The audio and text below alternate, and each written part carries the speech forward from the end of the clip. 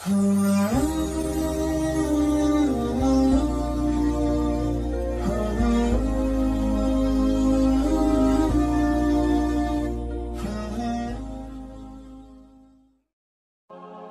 Islamic videos کے لیے ہمارے چینل حقیقت اسلام کو سبسکرائب کریں۔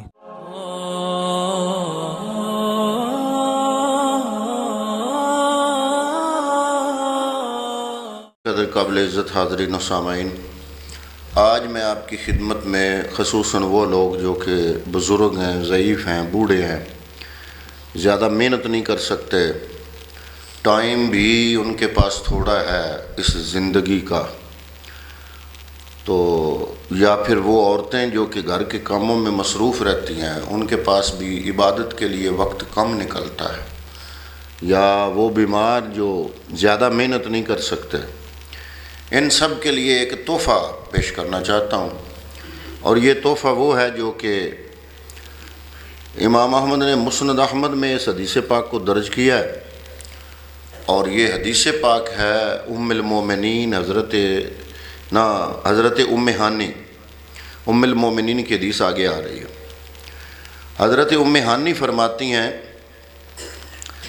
کہ جب ایک مرتبہ حضور صلی اللہ تعالیٰ علیہ وسلم تشریف لائے تو میں نے عرض کیا، یا رسول اللہ، میں بوڑھی ہو گئی ہوں اور ضعیف ہوں، کوئی ایسا عمل بتا دیجئے کہ بیٹھے بیٹھے کرتی رہا کروں۔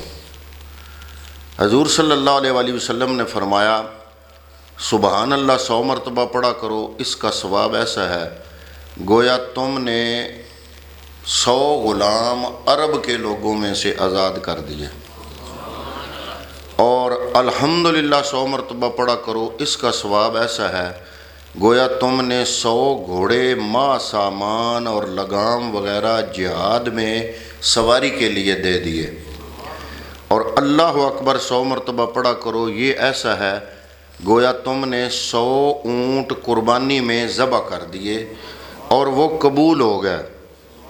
یعنی کہ آپ اندازہ فرمائیں کہ صرف سبحان اللہ کہنا ہے، الحمدللہ کہنا ہے، اللہ اکبر کہنا ہے، اور اتنا ثواب۔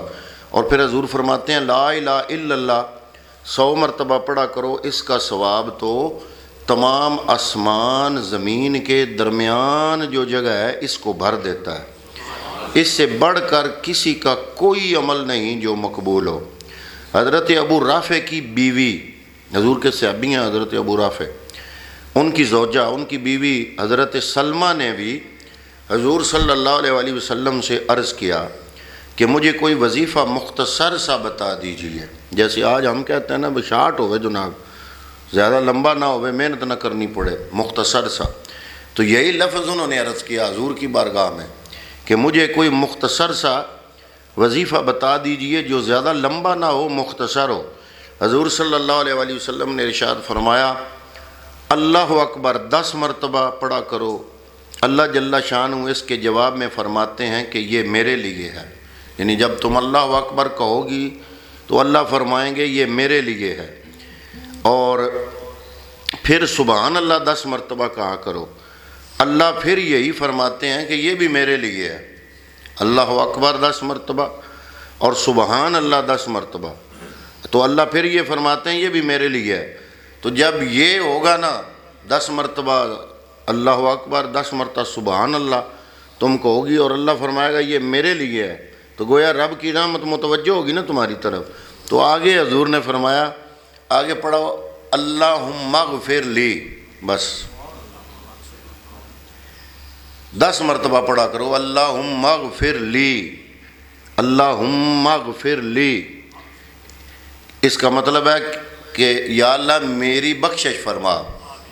تو فرمایا 10 مرتبہ پڑھا کرو، تو حق تعالیٰ فرماتے ہیں کہ ہاں میں نے مغفرت فرما دی، میں نے مغفرت فرما دی۔ تو 10 مرتبہ اللہم اغفر لی کہو، 10 مرتبہ اللہ جل شانہ فرماتے ہیں میں نے مغفرت کر دی۔ تو جب اللہ ایک دفعہ بھی کہہ دے تو بڑی بات ہے، وہ 10 مرتبہ جواب میں یہ کہے تو ضعفاء اور بوڑھوں کے لیے، بالخصوص عورتوں کے لیے کس قدر سہل اور مختصر چیز حضور صلی اللہ علیہ وسلم نے تجویز فرمایا۔ وظائف تو لمبے لمبے بھی ہیں، پھر ان جو لوگ پوچھنے والے تھے ان کی تو لینگویج اور زبان بھی عربی تھی، حضور لمبے بھی بتا سکتے تھے، لیکن حضور نے بڑے شارٹ اور جو رب کی بارگاہ میں انتہائی پسندیدہ الفاظ ہیں حضور نے وہ فرمائے۔ دیکھیے ایسی مختصر چیزوں پر جن میں نہ زیادہ مشقت ہے نہ چلنا پھرنا ہے، کتنے بڑے بڑے ثواب کا وعدہ ہے، کتنی کم نصیبی ہوگی اگر ان کو وصول نہ کیا جائے۔ حضرت سلیم رضی اللہ تعالیٰ عنہ کہتی ہیں کہ میں نے حضور صلی اللہ علیہ وآلہ وسلم سے عرض کیا کہ کوئی چیز مجھے تعلیم فرما دیجئے جس کے ذریعے سے میں دعا کیا کروں۔ حضور صلی اللہ علیہ وآلہ وسلم نے ارشاد فرمایا سبحان اللہ، الحمدللہ، اللہ اکبر 10 مرتبہ پڑھ لیا کرو اور جو چاہو اس کے بعد دعا کر لیا کرو۔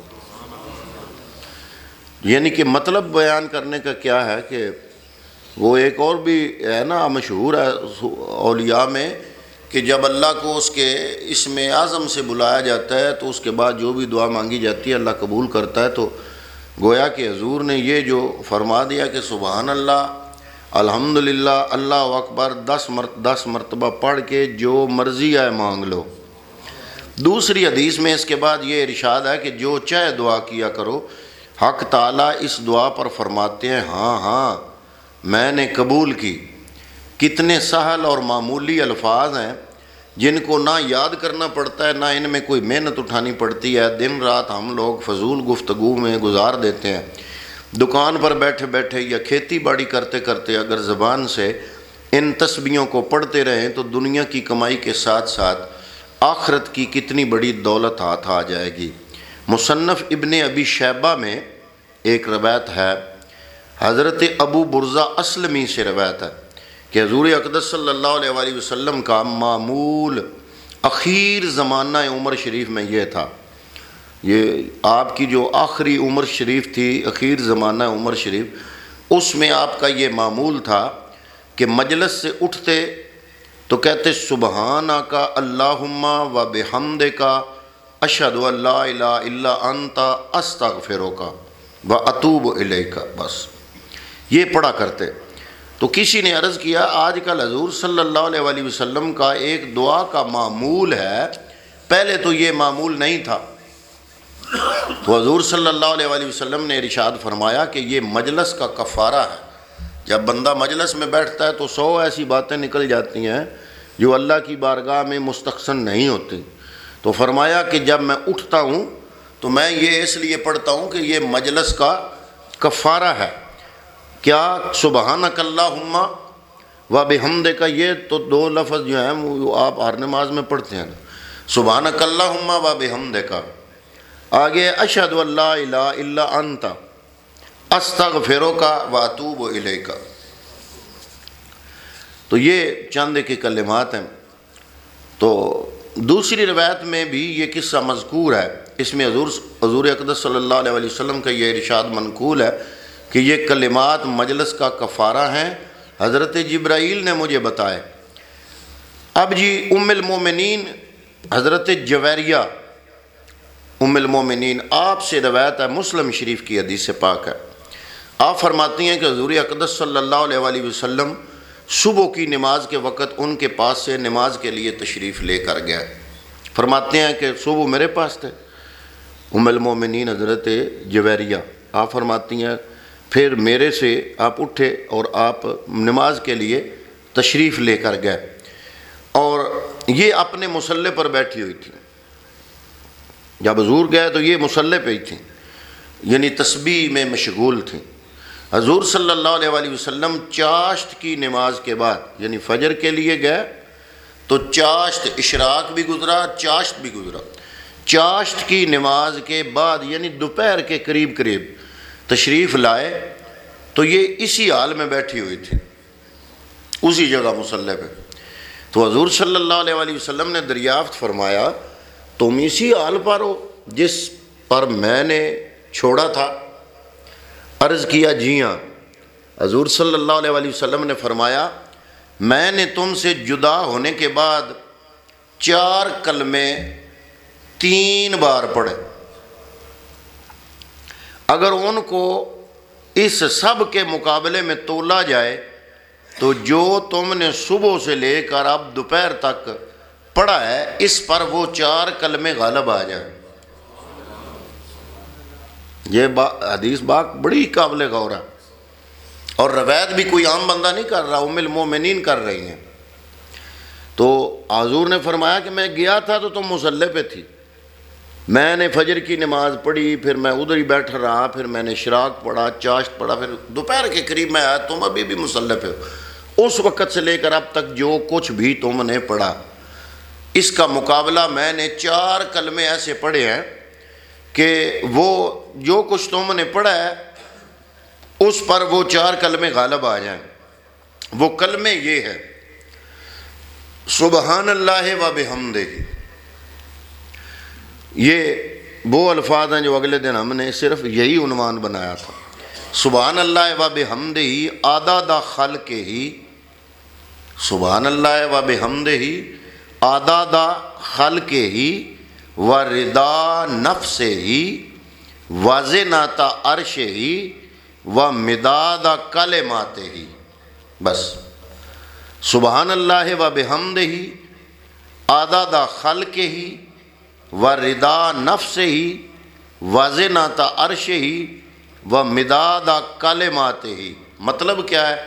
اللہ کی تسبیح کرتا ہوں، اس کی تعریف کرتا ہوں بقدر اس کی مخلوقات کے عدد کے، کہ جتنی اس کی مخلوقات کے عدد ہیں اس کے برابر میں یہ کلمات کی تسبیح کرتا ہوں، اور بقدر اس کی مرضی اور خوشنودی کے، اور بقدر وزن اس کے عرش کے، اور بقدر وزن اس کے کلمات کی مقدار کے، جتنے اس کے کلمات ہیں اللہ کے ان کی مقدار کے موافق میں یہ 4 کلمے پڑھتا ہوں۔ تو حضور نے فرمایا کہ اتنا لمبا جو تم نے وظیفہ کیا ہے اس کی جگہ یہ 4 کلمے صرف پڑھ لیا کرو تو یہ اس سب پر غالب آ جائیں گے۔ اور کتنے پڑھنے ہیں؟ 3 مرتبہ پڑھنے ہیں، صرف 3 مرتبہ، 4 کلمے 3 مرتبہ۔ سبحان اللہ و بحمدہ عدد خلقہ و رضا نفسہ و زینت عرشہ و مداد کلماتہ۔ تو دعا کرتے ہیں کہ اللہ رب العالمین ہمیں فضول وقت گزارنے کی بجائے اپنے ان کلمات کو ادا کرنے کی اس وقت میں اللہ تعالیٰ ہم سب کو توفیق عطا فرمائے۔ آمین۔ وما علیہ الا البلاغ المبین۔